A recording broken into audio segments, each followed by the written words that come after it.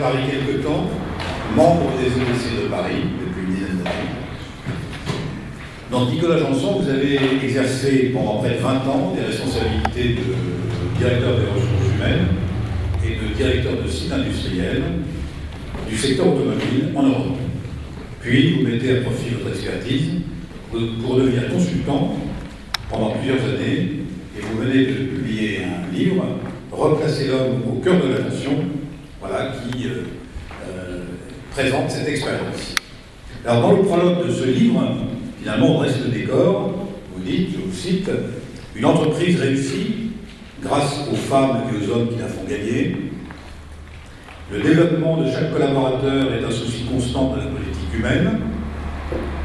Nous avons à cœur que les hommes et les femmes de l'entreprise s'y sentent bien pour donner le meilleur d'eux-mêmes. » Ces déclarations, tirées de la communication institutionnelle de grands groupes, sont séduisantes et fédératrices. Qui oserait dire le contraire? Et pourtant, dans la réalité, on en est souvent loin.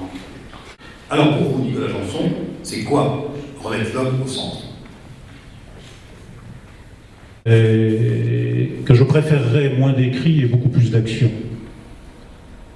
Alors l'action, c'est l'action qui va consister à mettre en ordre ce qui a besoin d'être mis en ordre dans une entreprise pour que les gens vivent ensemble, se développent, travaillent, et finalement s'expriment du mieux qu'ils peuvent avec les talents qu'ils ont, et des talents qui seront reconnus dans une communauté de travail. Et ça, c'est la responsabilité d'un patron, pour moi.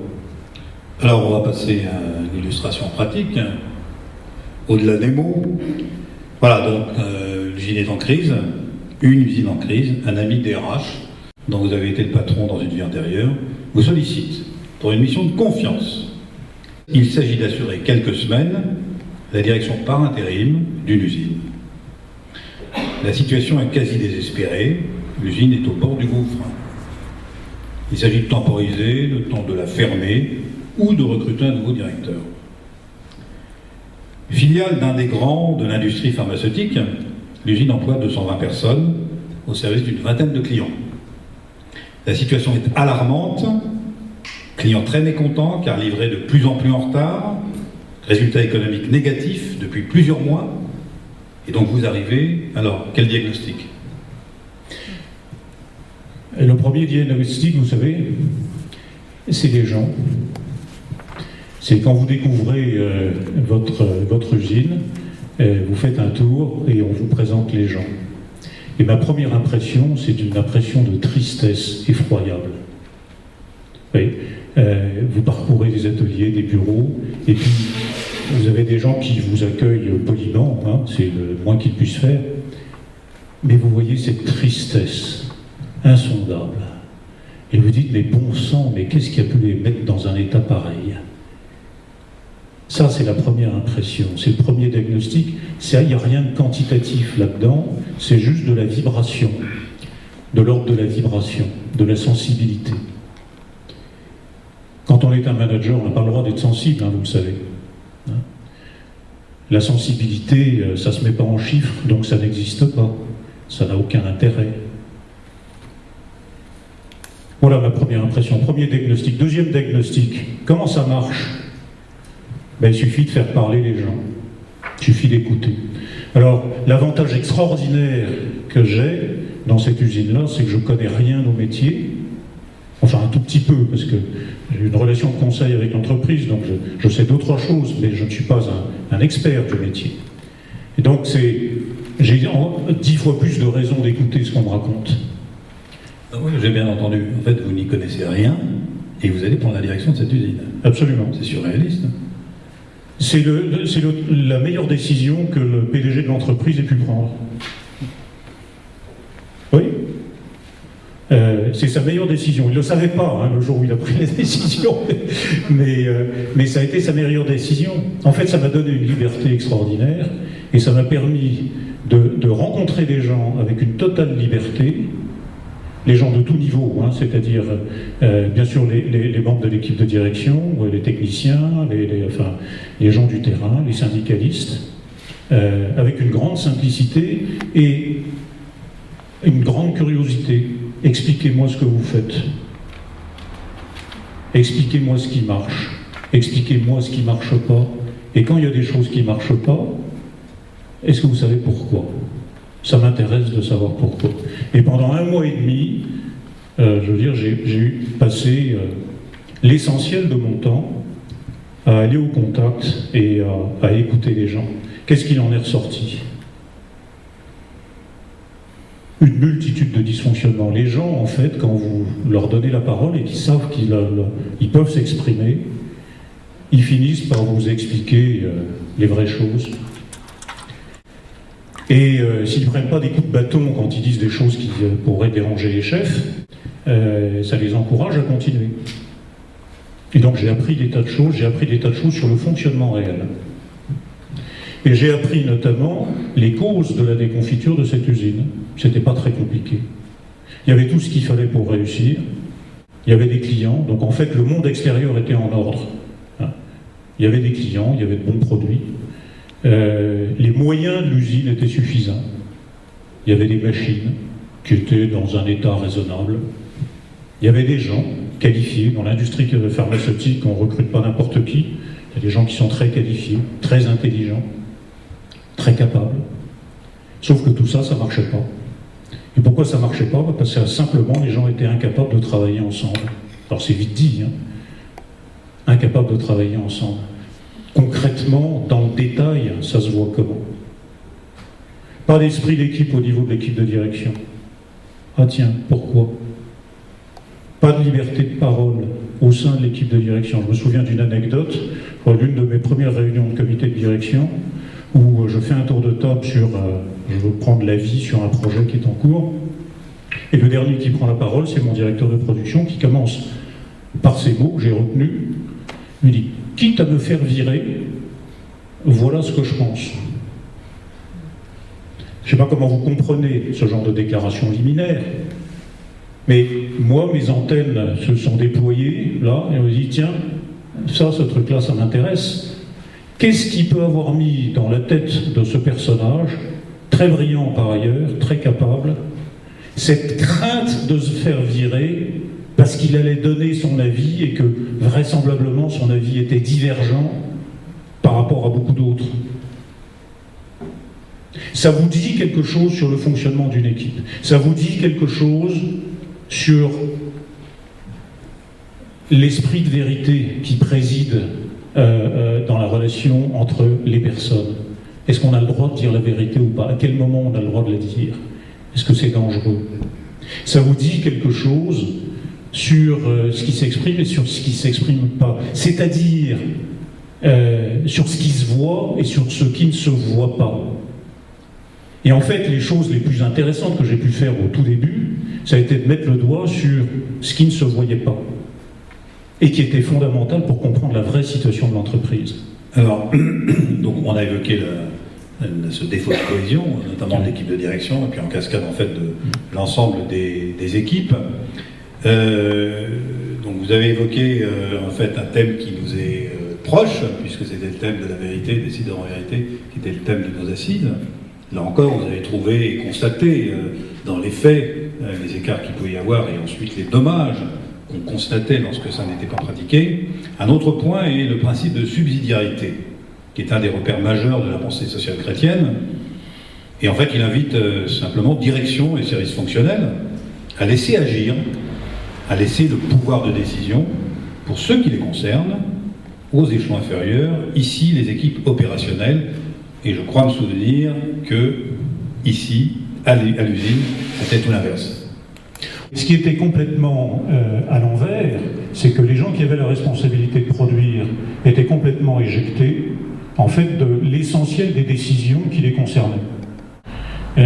C'est qu'en fait, il y avait une coupure profonde entre le secteur de production et le secteur qualité, et que, notamment, dans le passé, les responsables du service qualité avaient obtenu, passez-moi l'expression, la peau du directeur de production. Donc le directeur de production s'était retrouvé dehors sur les demandes expresses des responsables de la qualité, donc ça crée une ambiance intéressante. Et donc laisser des traces. Et donc évidemment, ça laisse beaucoup de traces à tout niveau. On va venir...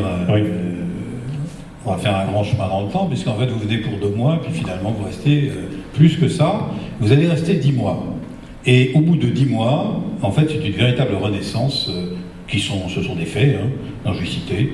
Les coûts de non-qualité qui sont réduits de 75%, productivité en fabrication qui est en hausse de 25%, la productivité dans le conditionnement qui est en hausse de 40%, le respect des plannings plus 25%, effectif de production moins 25%, taux de service du client qui passe de 50 à 95%, chiffre d'affaires plus 19%, dépenses d'exploitation moins 8%, résultat sur chiffre d'affaires, on passe de moins 20% à un chiffre positif. Alors, comment vous avez fait? Racontez-nous en 2 mots. C'est difficile de dire ça en 2 mots. En fait, donc, achetons le bouquin. Voilà, c'est là-dedans. Il y a 200 pages, ça se lit en 2 heures. C'est facile. L'essentiel, en fait, c'est de remettre les gens au travail dans un univers qui va faire du sens pour eux. Je me suis efforcé, en fait, essentiellement de remettre en ordre, de remettre à l'endroit ce qui avait été mis à l'envers. Alors les choses, elles ne se mettent pas à l'envers d'un seul coup, vous savez, c'est souvent des glissements. Cette usine, elle s'était trouvée dans le trou, très proche du trou, à la suite de glissements successifs qui avaient duré presque 2 ans. Au début, ça ne s'était pas vu. Et puis, 2 mois après mon arrivée, en fait, on a vu les résultats. L'usine perdait 15% de son chiffre d'affaires chaque mois, vous voyez. Qu'est-ce qu'il a fallu faire pour redresser ça? C'était pas de l'ordre des moyens techniques, c'était pas de l'ordre des moyens financiers, c'était juste remettre les gens au travail, leur redonner confiance, leur redonner du goût pour leur métier, les rapprocher du réel. Ça va vous sembler idiot, peut-être. Dans l'industrie, on est proche du réel, on est censé être proche du réel.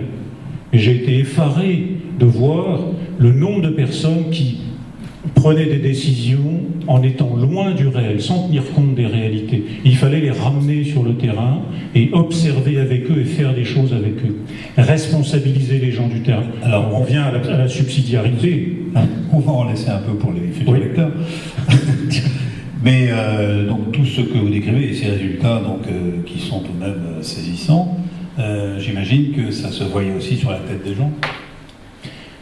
Un jour, le président du groupe qui venait dans l'usine m'a dit, donc ça c'était 3 mois après mon arrivée, 3 mois et demi après mon arrivée, il m'a dit, bon alors, comment ça va, Nicolas, bon, est-ce que ça va mieux, quand est-ce qu'on va voir une inflexion dans les résultats de l'usine?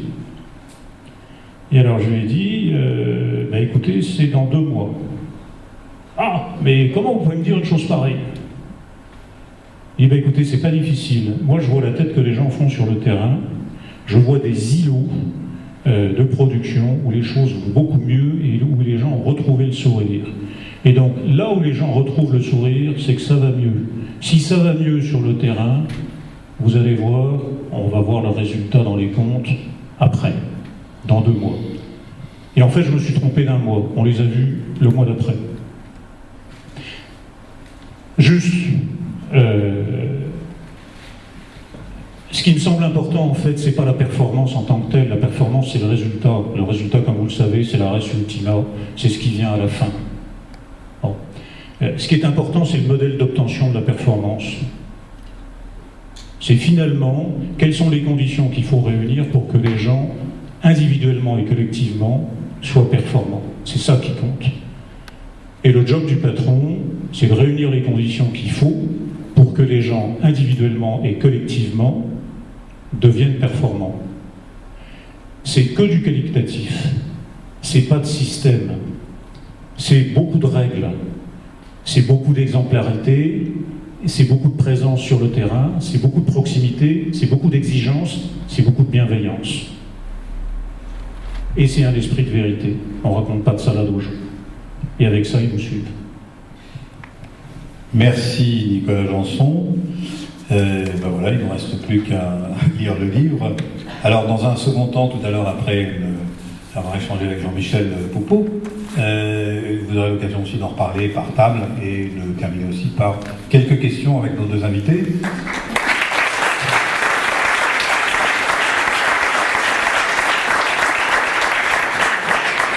Alors, juste un mot de témoignage sur le livre lui-même. Donc, c'est un de mes collègues qui m'avait parlé du livre de Nicolas. Donc, je l'ai reçu. Et c'est vrai que le titre ne m'a pas nécessairement donné envie d'aller plus loin. L'ouverture noire non plus. Voilà, on parle vrai. Alors, néanmoins, je suis rentré dedans.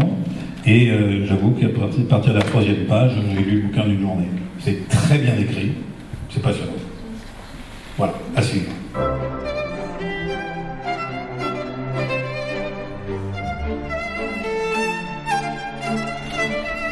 Donc je vous demande d'applaudir Jean-Michel Poupeau.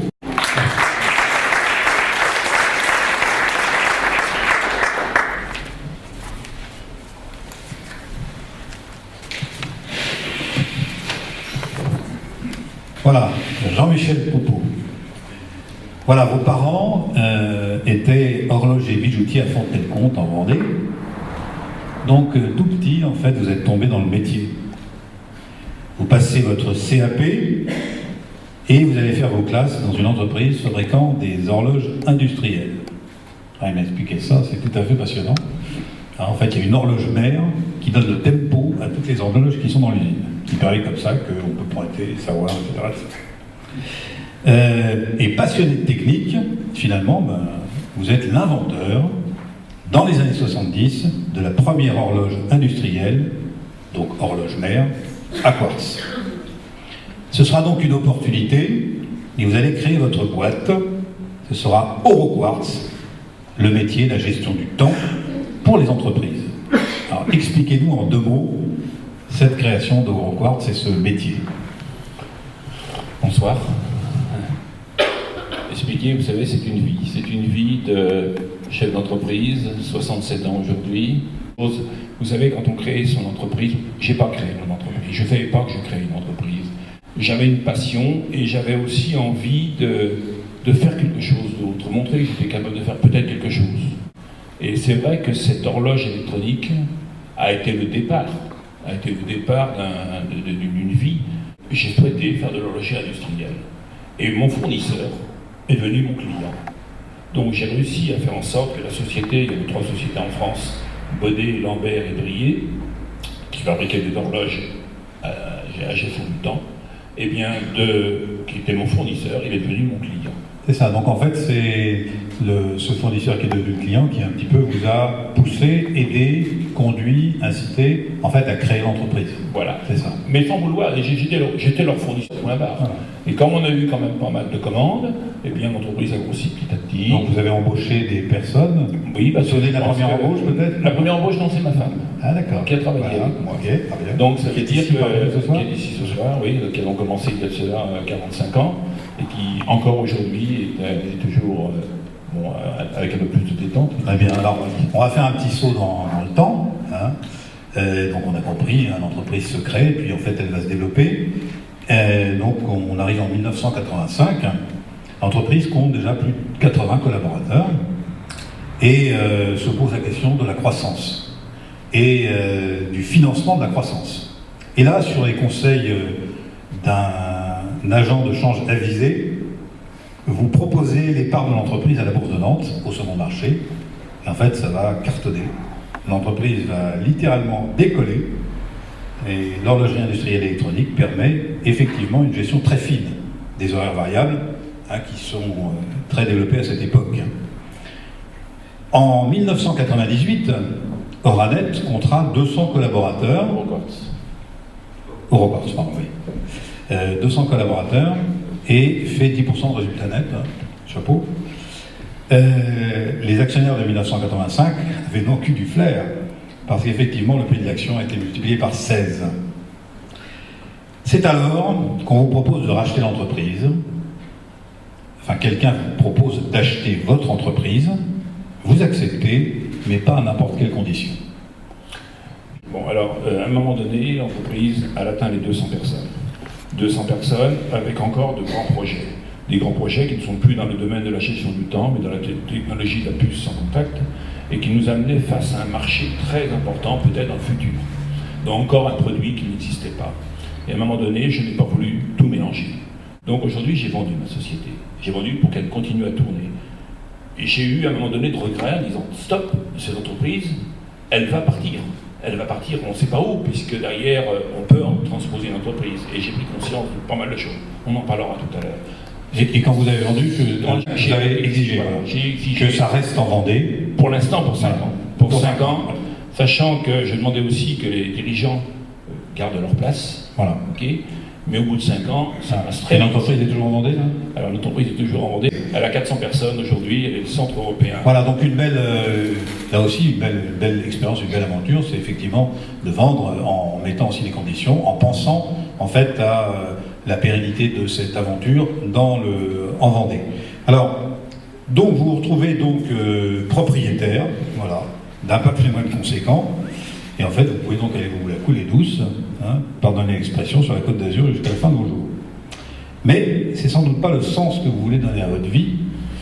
Et en fait, ça remonte notamment, enfin certainement à d'autres choses, mais vous avez été très marqué par un voyage que vous avez fait en Terre Sainte avec l'évêque de Luçon. Alors quelques mots sur ce voyage et surtout sur finalement ce que vous avez appris, ce qui vous a été entre guillemets révélé. Bon, je pense que cette grande réflexion sur ce voyage a été un moment important de ma vie. Ce voyage, je dirais en Terre Sainte, a été le moment d'une rencontre, ce qui a d'abord été aussi la naissance de notre groupe des EDC en Vendée. Donc cette rencontre que nous avons eue nous a permis de réfléchir tous ensemble. On se pose la question, quel sens donner à sa vie?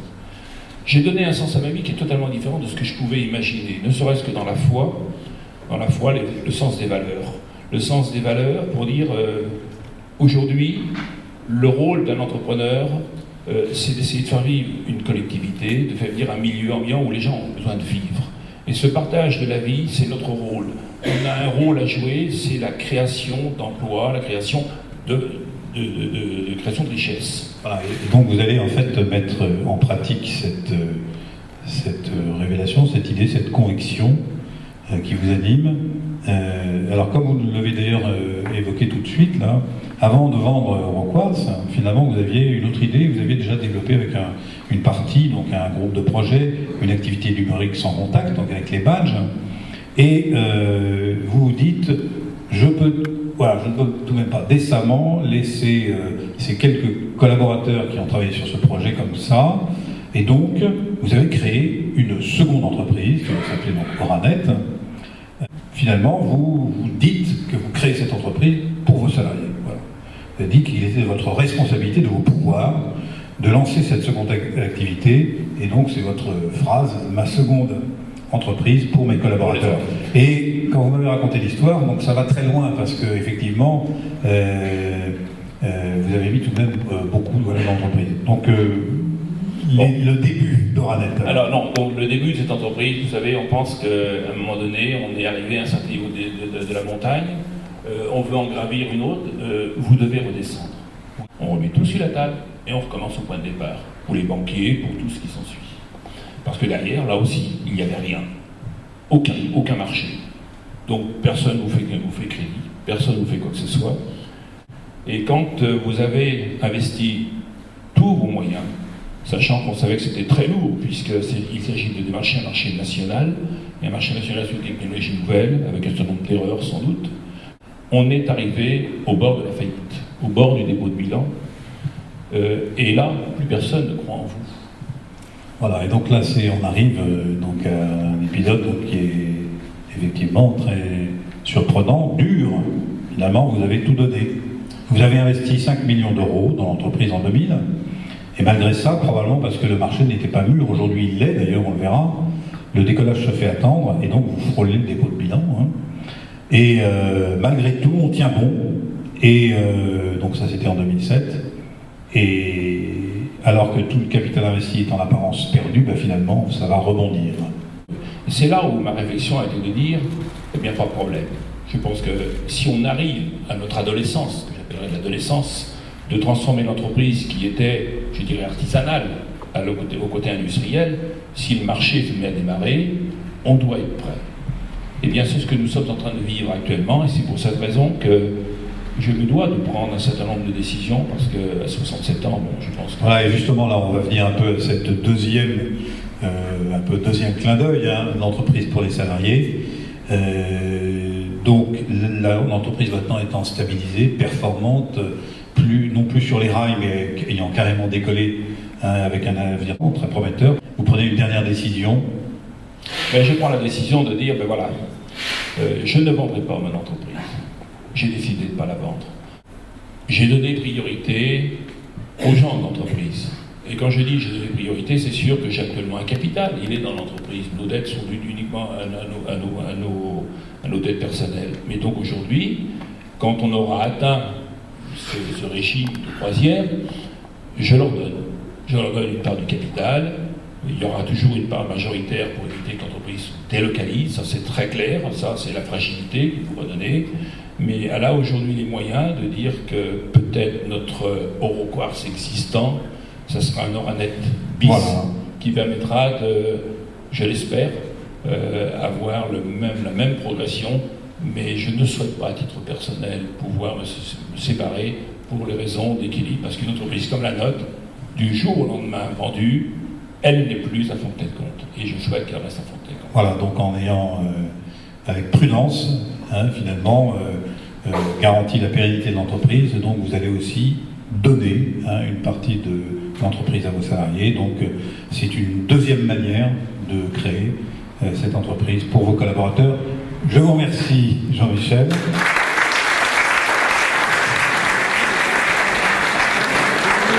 Alors, pour reprendre nos échanges, hein, et effectivement, et poser vos questions très pertinentes à nos deux invités. Excuse-moi, Alors, la question pour Nicolas, une question qui a ajusté pas mal de gens. Tout ce travail qui a été fait, ça ne marche pas. Je vais passer bien. Je vais vous passer bien. Donc, le coût, voilà, les licenciements, le coût finalement de toute cette réforme, au moins, quel a été le coût social? Coût social, zéro. En fait, on part d'une situation avec un risque de fermeture d'usine. À la fin, donc il n'y a pas de fermeture d'usine, il y a évidemment le maintien des emplois. Pour l'essentiel, ce sont les intérimaires en fait qui ont servi de variable d'ajustement, ce qui se produit quand même assez fréquemment dans l'industrie. En fait, la fonction des intérimaires, principalement, qui avaient été recrutés dans cette usine, ça consistait à absorber tous les résultats des dysfonctionnements. Voilà. Et donc quand on s'est mis à bien travailler, et d'ailleurs un jour, dans le comité d'entreprise, quelqu'un m'a dit mais qu'en est-il de la baisse d'activité? Elle dit mais de quelle baisse d'activité parlez-vous? On le voit bien, dans les ateliers, il y a moins d'intérimaires. Il dit oui, vous avez raison d'avoir noté qu'il y a moins d'intérimaires, effectivement. Comme on travaille beaucoup mieux, on a besoin de moins d'intérimaires, donc il n'y a aucune baisse d'activité, mais on travaille mieux. Voilà, le coût social, donc, j'aurais quand même complété pour dire que dans cette entreprise, le patron de l'entreprise, le PDG de l'entreprise, il s'agit d'une entreprise patrimoniale, donc il s'agit de quelqu'un qui a les pouvoirs de décision suffisants pour supporter des pertes pendant quelques mois, et s'il a suffisamment confiance dans la capacité de redressement de l'usine qui fait partie de son groupe, il est capable de le faire, et donc il est capable de prendre des décisions d'une grande sagesse. Et sans, je dirais, cette structure capitalistique et cette orientation personnelle du patron de cette entreprise, évidemment, ce que j'ai fait n'aurait pas été possible. Pas pu se faire. Question à Jean-Michel. Donc, vous nous avez parlé de ce séjour en Terre Sainte qui vous a marqué. Finalement, donc, quel a été, le temps fort, cette lumière? Voilà, qu'est-ce qui s'est passé? Eh bien, le voyage en Terre Sainte, je l'ai organisé avec mon épouse pour sans doute faire ce que mon père n'a jamais pu faire, partir en Terre Sainte. Sauf que nous avions d'abord une équipe exceptionnelle et un père exceptionnel, puisque c'était le père François Vernier. Et là, j'avais la foi, puisque j'ai vécu toujours dedans, hein, j'ai trempé dedans. Mais à un moment de la vie où on a vendu son entreprise, qu'on a peut-être de l'argent, pour faire quoi? Quel sens donner à sa vie, 55 ans, est-ce qu'on va arrêter, est-ce qu'on va prendre? Et c'est là où les grandes réflexions viennent à vous en disant, mais on t'a donné des talents, c'est pour faire quoi? Aujourd'hui, tout le moment de réflexion, nous n'avons pas fait un pèlerinage, nous avons fait vraiment des moments très forts de réflexion. Ce n'était pas du tourisme. Quand on se trouve dans le désert, qu'ils nous envoient amener chacun notre pierre, qu'on monte un hôtel, qu'il se trouve qu'on réfléchit aussi quel sens donner à sa vie. Je vous disais tout à l'heure, c'est ce qui m'a donné le sens à la vie. C'est là qu'on a dit, ok, on n'est pas disponible comme les autres le font pour aller voir les prisonniers, pour aller voir les malades. Ah oui, mais par contre, on a peut-être aussi quelque chose pour dire, on a un rôle à jouer dans l'économie, mais une économie pour l'homme. Et c'est vrai que tout ça, ça nous a travaillé beaucoup, et on a approfondi les évangiles, et le mouvement des EDC à Fontenay-le-Comte est né de ce pèlerinage. Et je vous assure que depuis 20 ans, il a été nourri tous les mois et demi sur des grands thèmes, même de notre foi. Pourquoi je crois, pourquoi je suis catholique, pourquoi ceci. Donc c'est là où aujourd'hui, ce voyage m'a transformé la vie et m'a donné un autre regard sur la foi. Alors ça va nous amener à la seconde question qui en fait vous est posée à tous les deux. C'est finalement la place de Dieu dans tout ça. Alors première question, plus orientée par rapport au témoignage de Nicolas. Finalement, tout ce qui a été évoqué, fait avec beaucoup de bon sens, de façon très pratique aussi, finalement c'est du management. Pas besoin d'être catho, pas besoin d'être chrétien, et bon Dieu dans tout ça. Alors. Oui, enfin, c'est une vieille question récurrente qu'on trouve effectivement dans les soirées EDC, entre un management humaniste et un management chrétien, quelle est la différence? Moi j'avoue que je ne sais pas très bien répondre à cette question, sauf pour moi-même. Je suis les deux, hein, je suis chrétien et humaniste, et je ne vois pas pourquoi il y aurait une différence entre les deux. Qu'est-ce que ça change pour moi? J'ai essayé de vous le dire en introduction. Ce que ça change pour moi, c'est le regard sur les autres, sur l'autre, sur la personne que j'ai en face de moi, qui a une valeur, qui a autant de valeur que moi. Alors quand on est patron, vous savez, il y a la distance hiérarchique qui peut vous faire croire des choses, et qui peut vous faire enfler les chevilles, et qui peut vous donner des sentiments de supériorité, etc. etc. Voilà, moi j'ai mis longtemps à m'en guérir, j'en suis peut-être pas totalement guéri, mais voilà, en tant que croyant, je m'efforce de voir dans l'autre, quel qu'il soit, le balayeur, le syndicaliste, l'ingénieur, le patron, un autre moi-même. Voilà, je ne sais pas si ça suffit. Alors, complément de réponse avec Jean-Michel. Donc, la question, en fait, qui était déjà esquissée avec cette révélation en Terre Sainte, donc finalement, dans votre expérience, donc, quelle est la place du tout autre, finalement, la place de Dieu dans cette aventure entrepreneuriale? Vous savez, c'est des sujets souvent que je discute, c'est de dire, voilà, qu'est-ce qui me permet de croire aujourd'hui en Dieu? Je crois qu'aujourd'hui, la science, la technologie, j'ai vu la technologie en longueur de journée, que rien n'est du hasard. Donc aujourd'hui, j'ai plus besoin forcément des écritures, elles existent. Je ne me bagarre avec ça, mais je dirais aujourd'hui, on a aujourd'hui ce que nous vivons actuellement dans la technologie et tout, il y a beaucoup plus de possibilités de croire qu'il y a un Dieu que j'irais dans les écritures. Moi, ce que je veux dire aussi, c'est que aujourd'hui, on continue la création. Nous sommes, c'était thème qui a été débattu également, entrepreneurs d'humanité, on continue la création. On se doit justement de transmettre, de transposer ce que nous avons dans la vue de la création de Dieu, et dire aux autres, voilà, et je pense aussi, j'essaye de le transmettre avec tous ceux qui vont continuer notre œuvre économique. Merci. Une question déclarable donc, par rapport au témoignage de Nicolas sur donc, cette expérience dans l'entreprise. Donc on a compris que le comité de direction n'était pas soudé, qu'on se tirait un peu dans les pattes. Alors, par contre, interrogation de plusieurs, c'est qu'est-ce qu'il en est advenu, qu'est-il devenu du CODIR, est-ce que là aussi on a pu faire un management bienveillant? Ils n'ont pas eu le choix, tout simplement. Vous savez ce qu'il faut pour faire une équipe. Il faut des objectifs communs, il faut des règles du jeu communes, et ensuite il faut un chef d'orchestre qui fasse respecter tout ça. Voilà, il faut de l'adhésion à tout cela. Bon. Alors, ça manquait de projet commun. Donc le projet commun, ça n'a pas été très difficile de le réexprimer. Sur les règles du jeu, j'ai été très clair, très vite et très simple. Et notamment, j'ai dit que donc j'ai précisé mes attentes vis-à-vis de tous et de chacun. Et je leur ai demandé notamment un devoir de cohésion dans la préparation et dans l'exécution des décisions. C'est-à-dire, c'est toute la question en fait du traitement des désaccords. Quand on n'est pas d'accord, comment on fait? Avec qui on en parle? À quel moment? Et derrière, ça doit déboucher sur quoi? Et donc, très grande liberté dans toutes les phases de préparation. Très grande liberté donc à ce moment-là pour tout entendre, pour entendre toutes les contestations.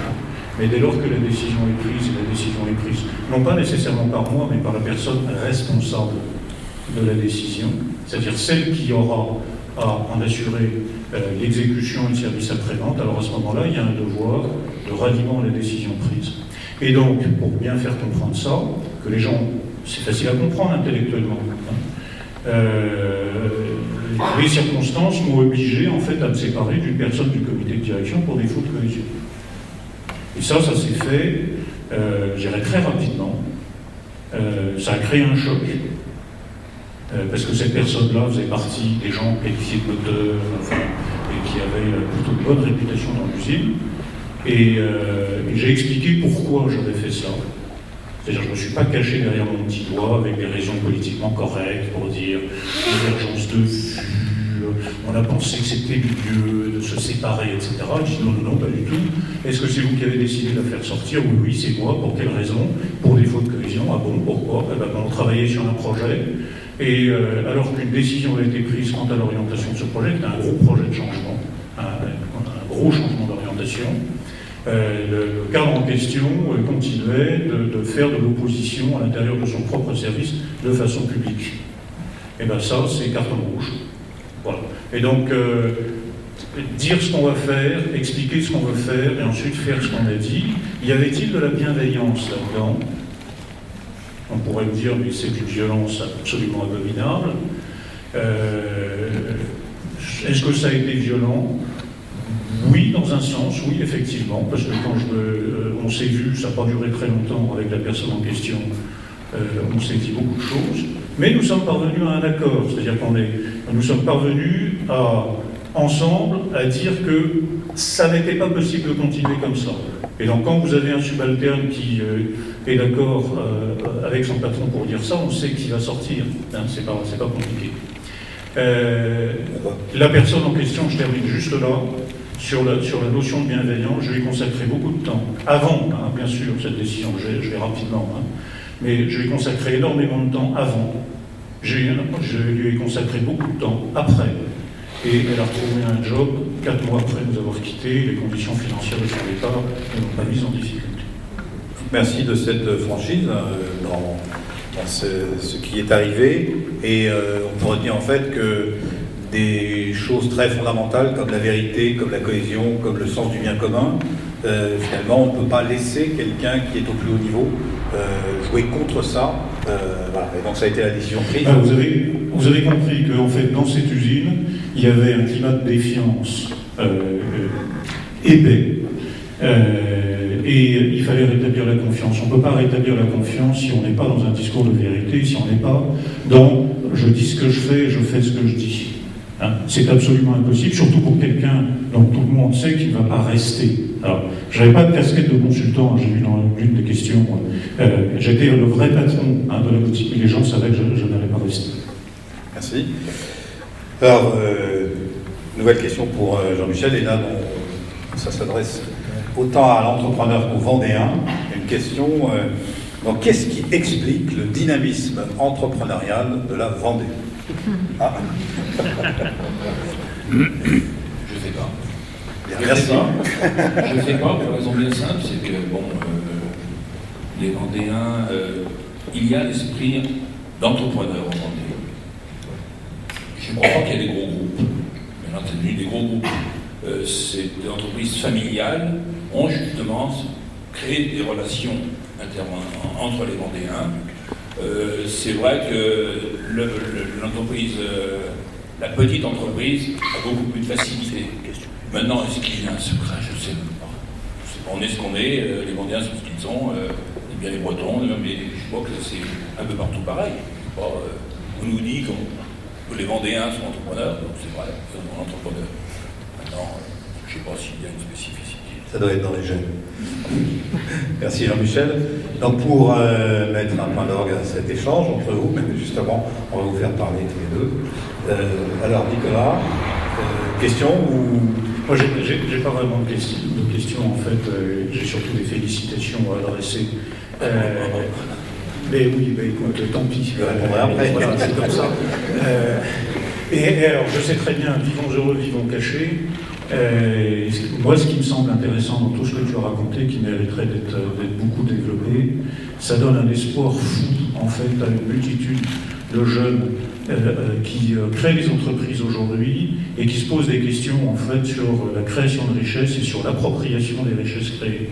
Et je crois qu'il y a là un champ, en fait, à la fois d'expérience, un champ de réflexion, un champ d'expérience, qui serait très utile de partager avec les générations d'entrepreneurs actuels et qui sont au cœur d'une partie importante de la doctrine sociale de l'Église.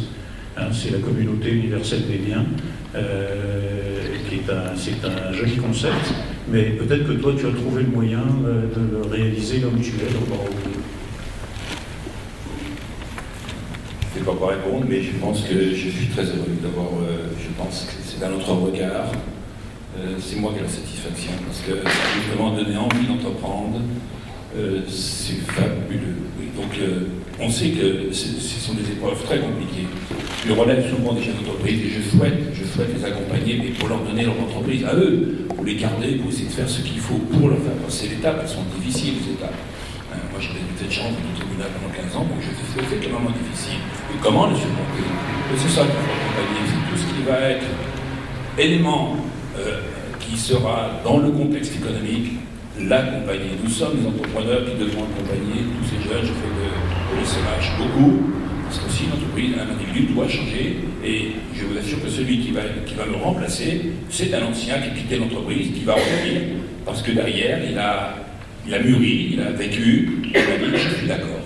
Bon voilà, c'est dont je suis le plus content. Merci Michel.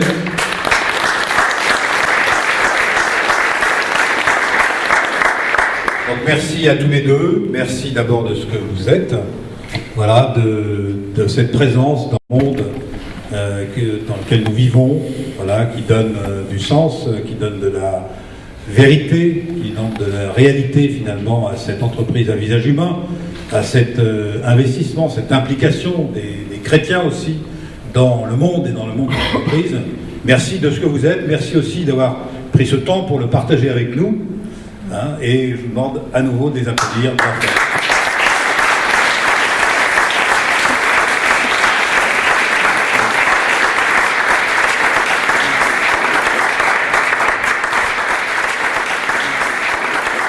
Je propose de remercier aussi et d'applaudir l'équipe qui a organisé cette soirée sous l'animation d'Isabelle, notre équipe très